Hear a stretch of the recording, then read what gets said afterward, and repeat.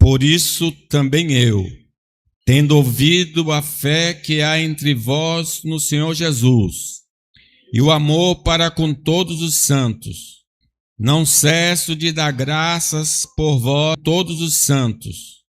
Não cesso de dar graças por vós, fazendo menção de vós nas minhas orações, para que o Deus de nosso Senhor Jesus Cristo, o Pai da glória, vos conceda espírito de sabedoria e de revelação no pleno conhecimento dele, iluminados os olhos do vosso coração, para saberdes qual é a esperança do seu chamamento, qual a riqueza da glória da sua herança nos santos, e qual a suprema grandeza do seu poder para com os que cremos, segundo a eficácia da força do seu poder, o qual exerceu ele em Cristo, ressuscitando dentre os mortos e fazendo sentar-se à sua direita nos lugares celestiais, acima de todo principado e potestade, e poder e domínio, e de todo nome que se possa referir, não só no presente século, mas também no vindouro.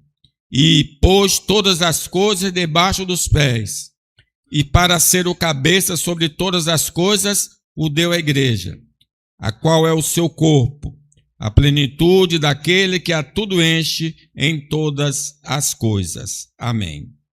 Meus irmãos, nossas orações, 90% delas, refere-se a coisas dessa vida. Nós gastamos muito tempo pedindo coisas lícitas, evidentemente, e até ordenadas, mas enquanto as outras coisas, se tiver tempo, a gente dá um jeito e faz uma oração assim, geral, né?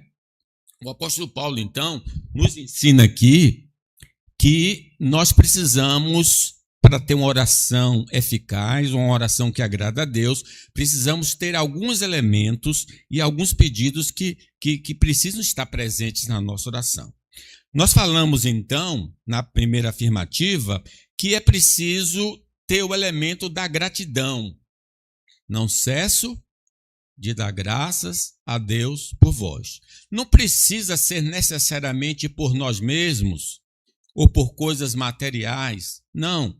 Pode ser por outras pessoas e por coisas espirituais. Ele agradece a Deus pela virtude do amor e da fé que estavam sendo manifestados na vida dos irmãos em Éfeso. Então, a gratidão pode ser por coisas materiais, mas também deve ser por coisas espirituais.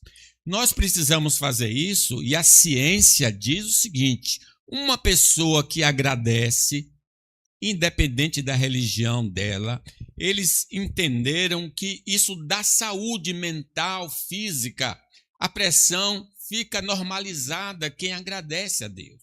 Então, a gente precisa refletir nisso. Será que a minha pressão é alta porque eu sou uma pessoa que não agradeço? Porque há vários fatores que contribuem para a pressão subir, principalmente aqueles que têm dramas emocionais. A pressão pode subir. Mas uma forma de você vencer essa pressão é sendo agradecido. Sempre está agradecendo por si e pelos outros. A segunda afirmativa foi do crescimento espiritual. Eu oro agradecendo, lembrando os feitos de Deus do passado, do presente e possivelmente até do futuro, mas também eu peço a Deus para crescer na graça e no conhecimento. Não é possível que eu nasci de nós nascemos da água do Espírito e continuemos na mesma mermice, no mesmo entendimento, na mesma compreensão. Lembremos que 5 anos na igreja significa que você já tem graduação estudando em uma universidade comum, um curso aí de 5 anos. Então, se espera uma pessoa de 5 anos na igreja que ela seja mais madura, que ela não esteja vivendo os mesmos dramas do início da fé, né? E Paulo censurou isso aos coríntios, dizendo: vocês são crianças, leite vos dei, e não pôde dar manjares. Então, eu preciso orar por mim, eu preciso orar pelos irmãos para que nós possamos crescer no conhecimento dele.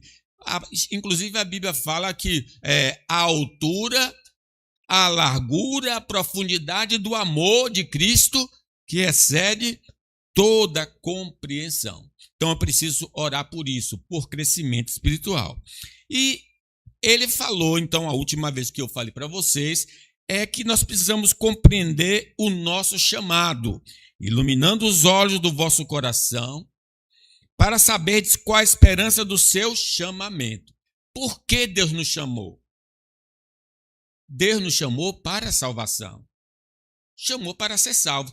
Como é possível que nós tenhamos ainda dúvidas quanto ao nosso destino eterno? Você não está aqui por acaso. Você foi chamado das trevas para a luz, para ir para o paraíso eterno.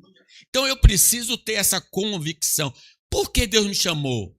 Só para ficar sentado no banco da igreja? Não, nos chamou para a santificação, sem a qual ninguém verá o Senhor. Deus nos chamou para quê? Nos chamou para a comunhão, nos chamou para edificar os irmãos, nos chamou para evangelizar. Por isso ele ora por esse chamamento. Agora, dando sequência, nas nossas orações, nós precisamos pedir também, como o apóstolo Paulo pediu, a compreensão da herança eterna. Então, esse é afirmativo agora. A oração que agrada a Deus envolve pedir conhecimento da herança eterna. Leamos o versículo 16. Iluminados os olhos do vosso coração, para saberdes qual é a esperança do seu chamamento, qual a riqueza da glória da sua herança nos santos. Ao mesmo tempo, nós somos herança de Deus, como também nós somos herdeiros de Deus. Somos herdeiros de Deus e co-herdeiros com Cristo. Em especial, ele destaca isso, porque nós somos a sua herança, a herança do Senhor. Nós temos uma herança que vamos receber brevemente, se não desistirmos. Irmãos, esse pedido de Paulo nos aponta para o futuro glorioso reservado a todos os crentes. Nós não sabemos o que vai ser do mundo amanhã, nem do Brasil, pelos noticiários, mas não importa o que o mundo vai ser amanhã. Nós sabemos o que acontecerá conosco amanhã. Ele já revelou para nós um futuro glorioso. Ele chega a dizer assim: eu vi um novo céu e uma nova terra. Vivemos em uma era em que somos constantemente seduzidos pelos tesouros terrenos, tentados a negligenciar nossa herança eterna em troca de prazeres temporários e fúteis. Não aconteceu com um obreiro que acompanhava Paulo, chamado Demas? Demas fazia parte da equipe pastoral. Ele já conhecia esse tesouro. Ele andava com um homem que foi até o terceiro céu e ouviu palavras que ele não podia revelar. Mesmo assim, andando com esse homem, diz que Demas amou o presente século e foi para Tessalônica. Quantos não trocam os tesouros eternos por prazeres transitórios, né? Passageiros? Abandonam a fé para curtir, como eles falam, e desprezam a herança. Lembra muito do Isaú. Isaú era o herdeiro principal da casa de Isaac. Mas quando ele chegou com fome em casa e Jacó tinha feito uma comida saborosa, gostosa, e ele pediu comida a Jacó. Jacó disse: eu lhe dou, se você trocar, me dá o direito de primogenitura.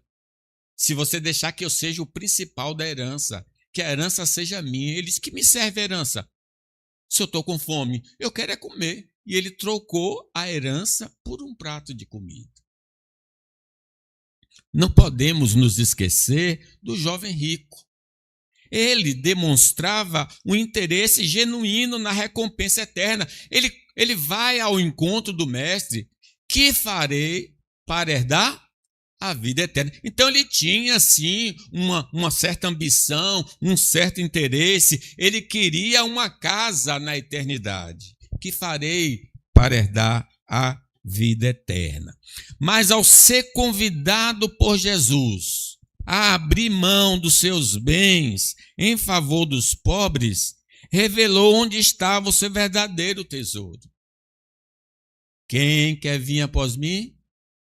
Negue-se a si mesmo, tome a sua cruz e siga-me. Ele desiste porque ele tinha muitos bens e preferiu os bens do que o tesouro eterno. Jesus então fala aos discípulos dizendo que é muito difícil um rico entrar no reino do céu. Toda pessoa que tem um coração cheio das coisas dessa vida não pode entrar no reino dos céus, né? Jesus, ele abriu mão então dessa realidade. Infelizmente, ele preferiu as riquezas passageiras à herança eterna, retirando-se triste por não conseguir desapegar-se do que é temporário. Em contraste com o jovem rico, contemplamos a figura de Moisés. Quem é Moisés? Alguém que foi adotado pela filha de Faraó. E ele ficou com essa família até 40 anos. E diz a palavra de Deus que ele abandonou voluntariamente toda a glória e os tesouros do Egito, preferindo sofrer as aflições com o povo de Deus a desfrutar dos prazeres transitórios do pecado. Ele abriu mão. Ele preferiu o tesouro que ele não podia contemplar. Ele seria um grande homem no Egito, mas preferiu ser um homem do deserto para ir para um novo céu e uma nova terra.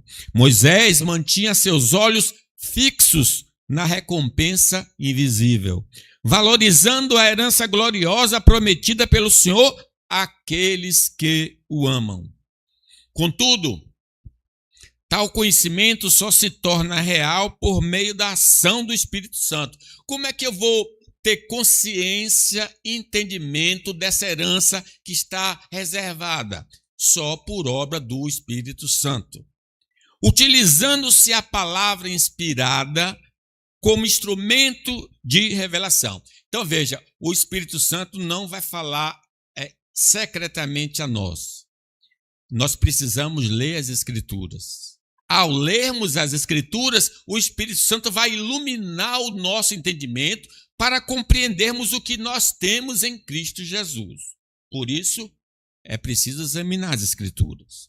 Necessitamos, portanto, que Deus abra os olhos do nosso entendimento, para que, mediante a fé, nossa esperança se firme em um futuro glorioso, um tesouro que não encontra comparação em nenhuma riqueza terrena. Vamos ver então o que diz aí 1 Coríntios 2:9, está projetado aí. Preste atenção o que ele está dizendo aí sobre essa revelação. Mas, como está escrito, nem olhos viram, nem ouvidos ouviram, nem jamais penetrou em coração humano o que Deus tem preparado para aqueles que o amam. Então tem uma coisa preparada. Jesus disse, vou preparar-vos lugar. Mas aí continua, como é que eu sei? Mas Deus nula revelou pelo Espírito, porque o Espírito a todas as coisas prescruta, até mesmo as profundezas de Deus. Então é o Espírito Santo que vai nos dar a compreensão. É importante ressaltar que não se trata de uma revelação extra-bíblica ou algo além das Escrituras. O que experimentaremos é um verdadeiro avivamento e uma profundidade de compreensão que antes não possuíamos. Então preste atenção, não é um anjo que o Espírito Santo vai mandar e dizer, olha, tem algo celestial para você, não. O Espírito Santo apenas vai iluminar o nosso entendimento para compreendermos o que já foi revelado pelos profetas e apóstolos. O Espírito Santo não traz novo conteúdo, mas ilumina a palavra já inspirada, tornando-a viva e eficaz em nossa experiência pessoal. Por exemplo, o Daniel passou a sua vida na Babilônia e, quando já velho, ele vai descobrir que chegou o tempo do seu povo voltar para a terra prometida. Mas como é que ele descobriu isso? É que o Espírito Santo usou a leitura de Daniel. Ele estava lendo o profeta Jeremias, e aí diz aí Daniel 2:9-2. O Espírito Santo usou a palavra escrita. Olha lá. No primeiro ano do seu reinado, eu, Daniel, entendi pelos livros, veja os livros, os pergaminhos, que o número de anos, 70 anos, de que falara o Senhor ao profeta Jeremias, então ele está lendo o profeta Jeremias, que haviam de durar as assolações de Jerusalém, eram de 70 anos. Então ele compreendeu, já passou o período, já completou o período, está na hora do povo voltar para a terra prometida. E assim vai nos suceder. Ao lermos as Escrituras, o Espírito Santo vai dizer, olha o que você tem em Cristo Jesus. O Espírito Santo testifica em nós que no retorno de Cristo seremos revestidos de um corpo semelhante ao dele em sua ressurreição. O que é que a palavra de Deus afirma? É que hoje nós temos um corpo corruptível, corpo sujeito à decomposição.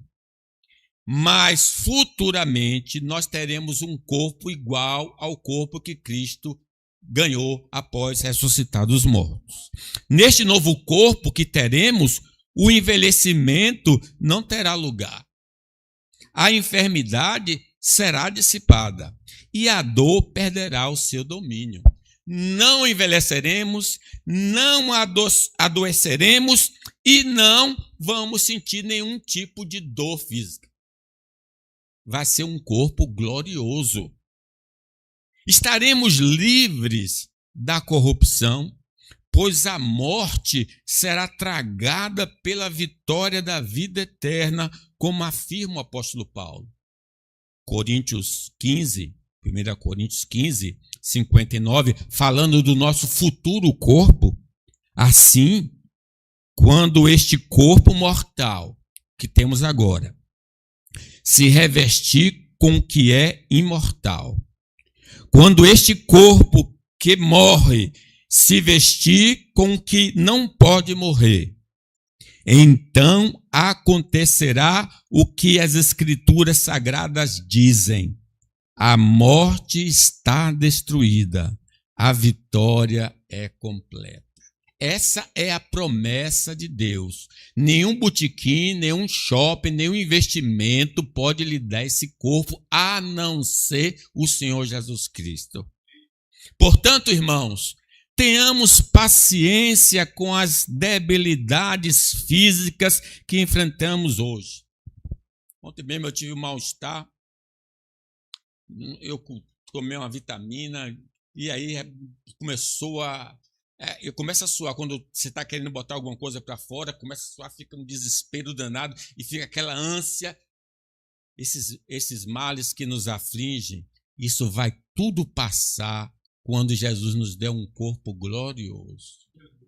É legítimo buscar tratamentos e cuidar da saúde, mas reconhecemos que nesta era ainda estamos sujeitos a enfermidades e à morte. A gente é curado hoje, mas amanhã vem algum tipo de outra doença. Sempre assim. Uma desaparece, mas futuramente vem outra. Porque é o corpo corruptível que nós temos hoje. Contudo, mantenhamos viva a promessa gloriosa de um corpo ressurreto e incorruptível, reservado àqueles que perseverarem firmes até o fim. 2 Coríntios 5, vamos ler. Sabemos que quando o nosso corpo terreno, essa tenda em que vivemos se desfizer, porque nós vamos morrer mesmo, tu és pó e ao pó voltarás, teremos um corpo eterno, uma casa no céu feita para nós pelo próprio Deus e não por mãos humanas.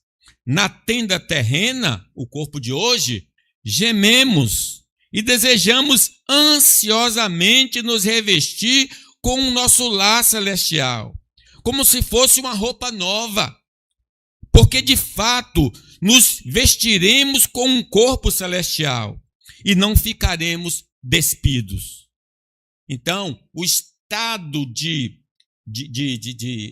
intermediário dos crentes que lá estão no céu, Marlene, Maria Lúcia, elas estão incompletas, porque elas só estão no espírito, elas precisam ainda do corpo que Jesus vai dar quando ele voltar. Enquanto vivemos nesta tenda, que é o corpo terreno, gememos e suspiramos, mas isso não significa que queremos ser despidos, não queremos morrer. Na verdade, queremos vestir novo corpo novo, para que este corpo que temos desapareça e se dê lugar a um corpo glorioso. Então, o desejo do crente é ter esse corpo semelhante ao de Cristo. O mundo, irmãos, em que habitamos, está destinado à consumação pelo fogo, com consequência direta da queda e do pecado humano. As calamidades que testemunhamos, enfermidades, catástrofes naturais, injustiças e guerras, manifestam o juízo de Deus sobre a iniquidade. Não há, irmãos, restauração plena para esse sistema decaído, mas o Senhor nos sustenta com a promessa de uma nova habitação, onde seremos poupados de toda a aflição e desfrutaremos de eterna felicidade. O mundo passa, mas quem fizer a vontade de Deus permanece. Olha o que Pedro diz sobre o mundo atual.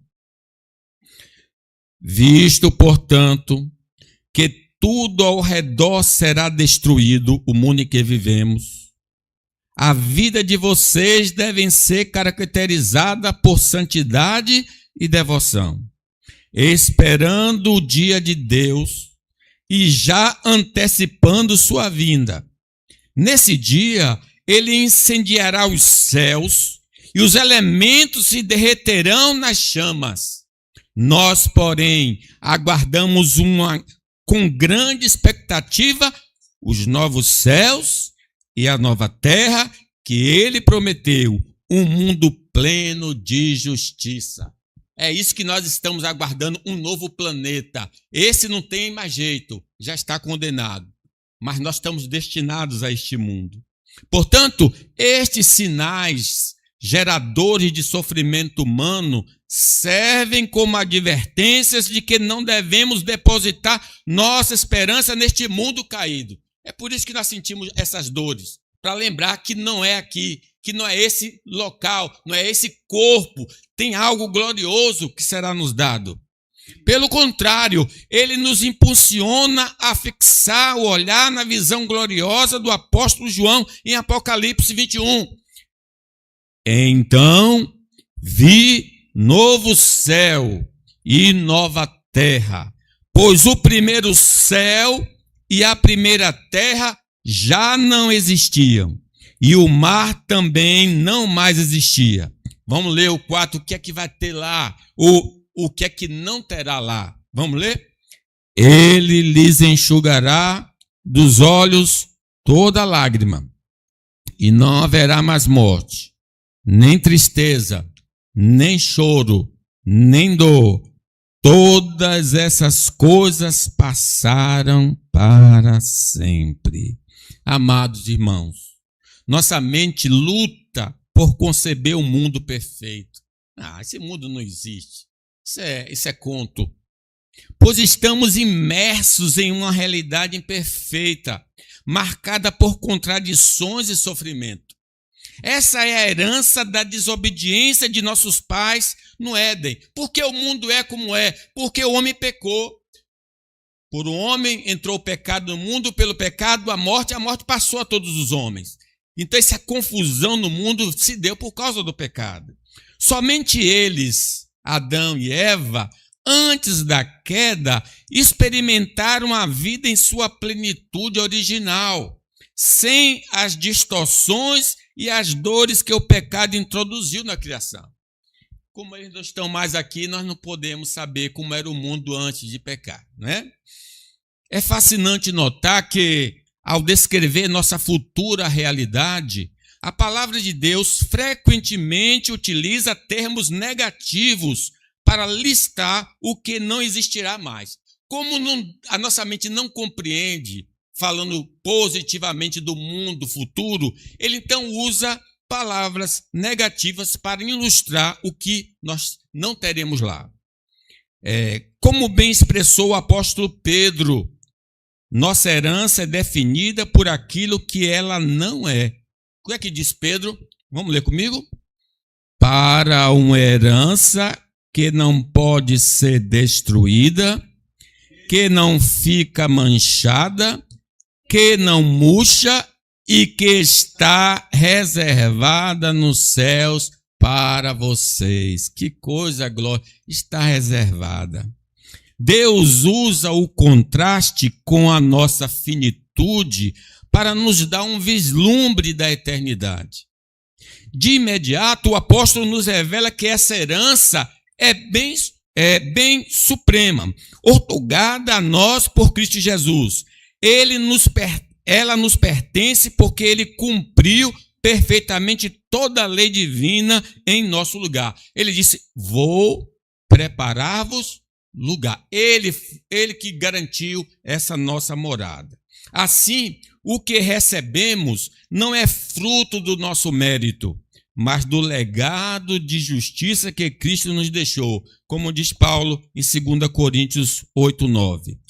Pois conheceis a graça de nosso Senhor Jesus Cristo, que sendo rico, se fez pobre por amor de vós, para que, pela sua pobreza, vos tornasseis ricos. Esse tesouro é incorruptível, diz Pedro. Ele jamais perde seu valor com o tempo e não possui prazo de validade. Eu fiquei sabendo há um tempo atrás que a rua mais famosa e mais rica de Salvador, há um bom tempo atrás, era a Ladeira da Montanha. Imagine, a parte mais nobre de Salvador era a Ladeira da Montanha. Hoje você passa, perdeu todo o brilho, todo o vigor. Veja, as coisas dessa vida são assim, mas essa herança não tem prazo de validade, ela continua intacta.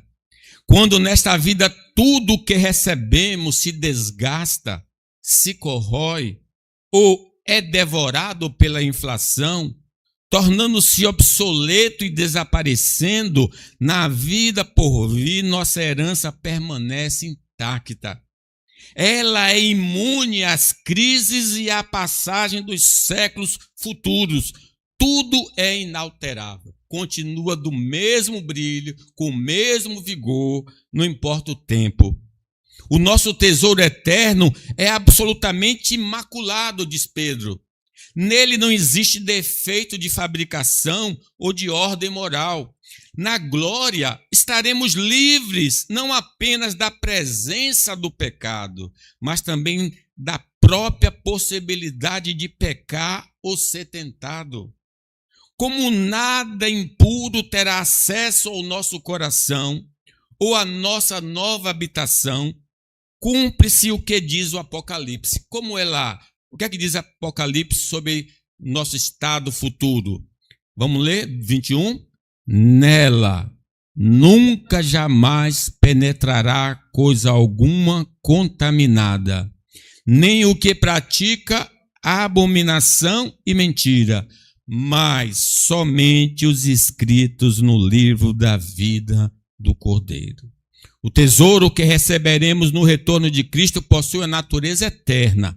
No mundo, por mais excelentes que sejam as dádivas do Senhor, elas são transitórias e podem se esvair por diversas razões. Contudo, aquilo que nos foi prometido em Cristo é uma posse definitiva. Jamais será tirado de nós, pois está guardado pela fidelidade daquele que prometeu. Contudo, a maior de todas as bênçãos é que finalmente veremos a Deus face a face. Não é a casa, não é a rua de ouro, nós veremos a Deus. Eu me lembro, Galego, José Carlos, ele tinha 50 pranchas de surf, não emprestava a ninguém, ele tinha 50. Ele comprou um carro, ele construiu a casa, uma casa bela, ampliou a casa dele. Mas ele não tinha filhos, casou com uma pessoa, mas essa pessoa o abandonou. Ele morreu de repente. Todos os bens dele desapareceram. Alguém levou, os traficantes agora tomam conta da casa dele. Veja o tesouro que a gente tanto luta para ter. Alguém vai levar, alguém vai ficar. Vamos pegar um tesouro lá nos céus que ninguém pode tomar. A traça não pode ser destruída, não pode destruir. Vamos ver o Senhor face a face. Purificados de toda mancha e sem qualquer possibilidade de pecar, contemplaremos o Senhor na beleza da sua santidade. Bem-aventurados os limpos de coração, porque verão a Deus. Seremos saciados por sua presença e habitaremos com ele por toda a eternidade, vivendo a plenitude para a qual fomos criados. Portanto, permaneçamos vigilantes para que as atrações passageiras deste mundo não desviem nossos olhos do tesouro eterno. O que o Senhor nos prometeu é de um valor incomparável. Não precisamos invejar os poderosos desta terra, pois já possuímos o maior de todos os tesouros. Se perseverarmos firmes na fé em Cristo, receberemos a herança eterna que nos está reservada. E, por último, a oração que agrada a Deus envolve pedir conhecimento do poder que está operando em nós. Leia aí Efésios 1, 19. Do seu poder para com os que cremos, segundo a eficácia da força do seu poder. Uma das orações que mais tocam o coração de Deus é quando pedimos que Ele ilumine o nosso entendimento sobre o Espírito Santo que habita em nós. Lembre, ficar em Jerusalém até que do alto sejais revestidos de poder. É sempre unido essa palavra ao Espírito Santo. Não basta ter o Espírito Santo, precisamos que Ele mesmo nos abra os olhos para percebermos a riqueza e o poder de sua presença em nossa vida diária. Você sabe quem é que mora dentro de você? O que Ele pode fazer? 1 Coríntios 6, 19. Acaso não sabeis que o vosso corpo é santuário do Espírito Santo, que está em vós, o qual tendes da parte de Deus, e que não sois de vós mesmos? Amados, pensem na magnitude disso. O Espírito Santo, que deu sabedoria a Salomão, força a Sansão e palavras de fogo a Isaías, é o mesmo que mora em nosso coração hoje. Imagine isso. O mesmo Espírito que atuou em Jesus, atua em todos nós que aqui estamos em Cristo. Não temos um espírito menor, mas o próprio Deus agindo em nós, capacitando-nos para vivermos o chamado que Ele nos entregou em Cristo. João 14. E eu rogarei ao Pai, e Ele vos dará outro Consolador, a fim de que esteja para sempre convosco. Mas o Consolador, o Espírito Santo, a quem o Pai enviará em meu nome, esse vos ensinará todas as coisas e vos fará lembrar de tudo o que vos tenho dito.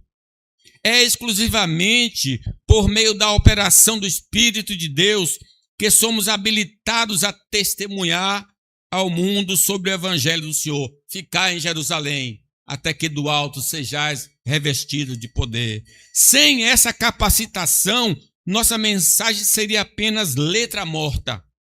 Com ele, nossas vidas e palavras tornam-se instrumentos poderosos da graça divina para a salvação de muitos. Aleluia por isso. Pela operação do Espírito Santo em nosso interior, somos habilitados a compreender as dimensões infinitas do amor de Cristo. Sua largura, comprimento, altura e profundidade. Trata-se de um conhecimento que transcende a lógica humana, permitindo-nos experimentar um amor que, por sua natureza divina, excede todo o entendimento. Sem a habitação e o auxílio do Espírito Santo, seríamos incapazes de guardar os mandamentos de Deus ou de sustentar uma caminhada cristã autêntica neste mundo caído. A vida cristã não é um esforço humano, mas uma existência vivida no poder e pelo poder do Espírito Santo. Como diz o profeta Ezequiel. Leiam comigo. Porei dentre vós o meu espírito e farei que andeis nos meus estatutos, guardeis os meus juízos e os observeis. Pelo fato de Deus nos haver concedido o seu Espírito, somos habilitados a edificar nossos irmãos por meio dos dons espirituais e também por esse mesmo poder que somos fortalecidos para resistir às tentações que nos assolam diariamente.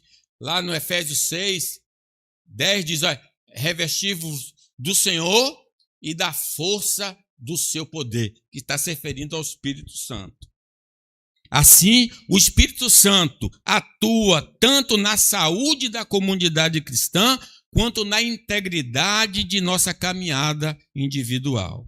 Até mesmo em nossas orações, contamos com a participação do Espírito Santo. Como não sabemos orar como convém, o Espírito intercede por nós com gemidos, traduzindo nossas carências e alinhando nossos pedidos à perfeita vontade do Pai. Como podemos notar, em Cristo, cada um de nós torna-se uma dinamite divina. Você é um perigo para este mundo, porque se você começar a falar, muitas almas podem se converter, porque Deus está em você, Ele mora em você. Um instrumento de poder para despedaçar as forças do mal e iluminar o caminho daqueles que precisam ser conduzidos a Jesus para a salvação. Não somos apenas espectadores, mas agentes ativos da autoridade de Deus na terra. Eis que vos dou poder para pisar serpentes e escorpiões e toda a força do maligno, e nada vos fará dano algum. Para evidenciar a magnitude do poder que habita em nós, o apóstolo direciona nosso olhar para o ministério terreno de Cristo. Ele nos lembra que foi a mesma unção divina que habitou em Jesus a cumprir sua missão. Veja o que diz Atos 10, 38. Como Deus ungiu a Jesus de Nazaré com o Espírito Santo e com poder, o qual andou por toda parte, fazendo bem e curando a todos os oprimidos do diabo, porque Deus era com ele. Se o próprio Filho de Deus agiu sobre essa dependência, quanto mais nós necessitamos deste mesmo poder para a nossa caminhada. Foi a manifestação suprema do poder de Deus que ressuscitou Jesus dentre os mortos e o entronizou à direita do Todo-Poderoso nos lugares celestiais. Efésios 1, 20 diz, o qual exerceu ele em Cristo, ressuscitando dentre os mortos e fazendo sentar à sua direita nos lugares celestiais. Este mesmo poder que venceu a sepultura e exaltou o Filho é a força que opera em nós hoje. garantindo que ressuscitaremos dos mortos no último dia. Veja o que diz Romano. O mesmo Espírito que estava em Cristo está em nós. O mesmo Espírito que ressuscitou Cristo vai nos ressuscitar. Leiam comigo. Se habita em vós o Espírito daquele que ressuscitou a Jesus dentre os mortos, esse mesmo que ressuscitou Cristo Jesus dentre os mortos, vivificará também o vosso corpo mortal por meio do seu Espírito que em vós habita. Que coisa gloriosa é esse Espírito em nós.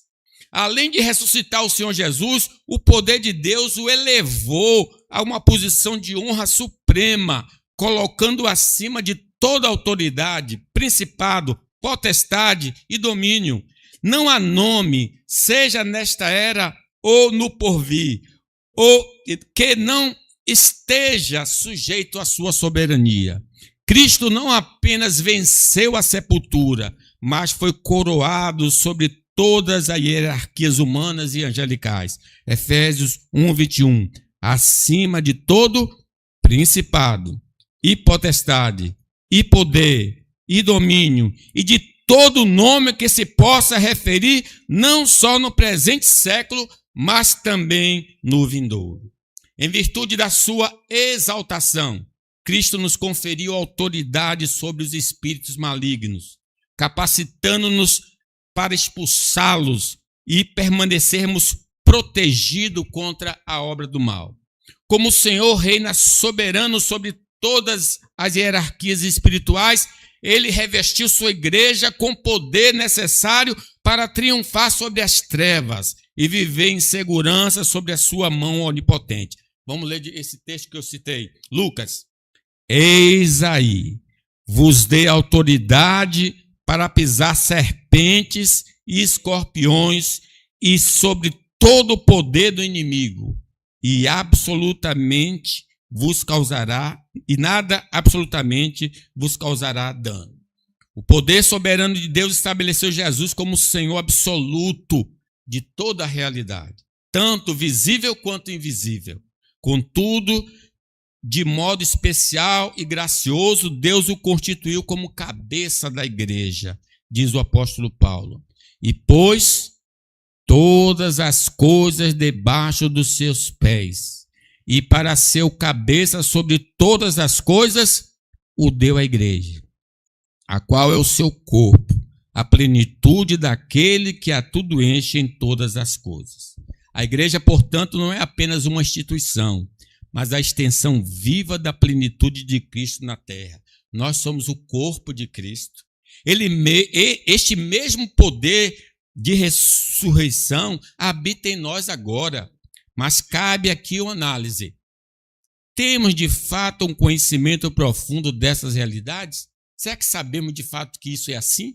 Ou quando um demônio se manifesta lá pela sua rua, cadê pastor Paulo? Cadê fulano de tal? Não precisa me chamar, não precisa chamar pastor Cândido. Você já tem um poder, o poder está em você. Será que nós sabemos dessa realidade? Porque muitas vezes somos facilmente vencidos pelas tentações e pelas pressões da vida, se o poder de Deus está à nossa inteira disposição.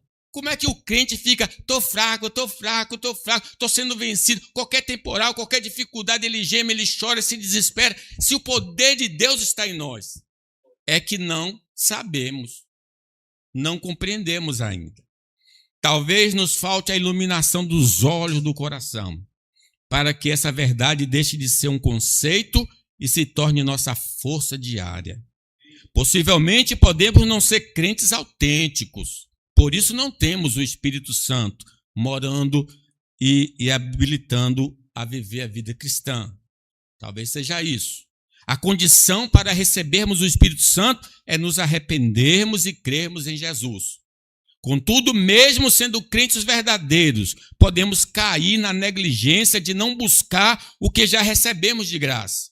Ou pior, podemos estar apagando o Espírito por meio de uma conduta pecaminosa. Não apagueis o Espírito, não entristeçais o Espírito Santo, do qual foste selado para a redenção do último dia. Quando agimos assim, o Espírito Santo se entristece em nós e a nossa capacidade de viver o cristianismo de forma poderosa fica comprometida. O que foi que aconteceu com Sansão? Ele revelou o segredo da sua comunhão e ele disse: vou sair como dantes. Não saiu, porque o Espírito Santo tinha se retirado dele. Possuímos o poder, mas não desfrutamos de sua eficácia. Agora eu fecho, só vou ler aqui. A oração que verdadeiramente agrada ao Senhor deve ser composta por 2 elementos essenciais: a gratidão e a busca por crescimento. Primeiro, as ações de graças, que reconhece a soberania e a bondade divina. Segundo, a petição fervorosa, para que possamos avançar na graça e no conhecimento do nosso Senhor Jesus Cristo. Sem gratidão, a oração se torna egoísta. Sem o desejo de crescer, ela se torna estagnada. Como cristãos, é imperativo que busquemos um conhecimento aprofundado das verdades bíblicas. No entanto, essa jornada deve começar pela oração, o meio de graça por excelência.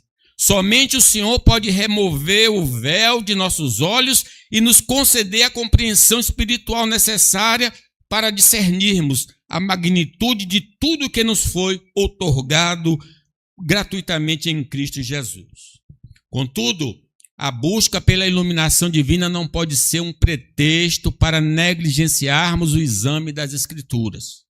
Esse conhecimento espiritual não nos será transmitido por meio de sonhos, visões ou mensagens de seres angelicais, mas pela voz do Espírito Santo falando diretamente por meio das Sagradas Escrituras.